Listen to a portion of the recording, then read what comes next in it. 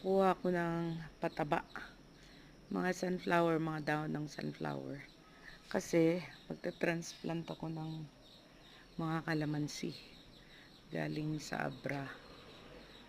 Para bago ko siya itanim sa may lupa, may pataba na siya. Although ilalagay ko naman yung mga naipon na mga pinaglinisan ng veggies, mga sibuyas, bawang, pinaglinisan gano'n. Magandang pataba sa mga halaman. So guys, pupunta ako doon, ha? So, ayun, magkakat ako ng mga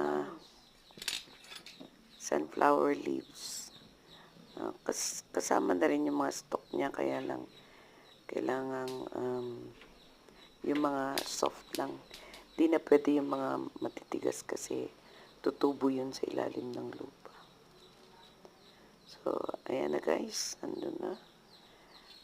So, barabi-rabi pa rin naman, although pag ganitong buwan, namumulaklak lahat yung mga sunflower.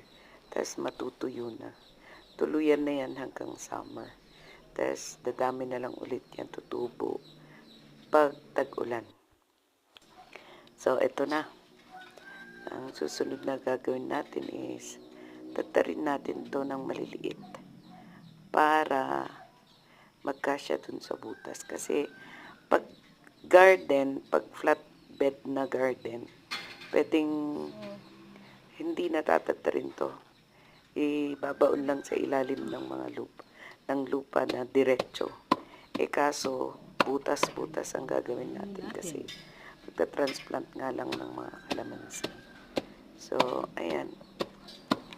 Pag pwede na siya, lalagay ko doon. So, hindi nyo na makikita kung paano ko uukayin yung kung saan ko ilalagay kasi ang haba na ng video. Pero,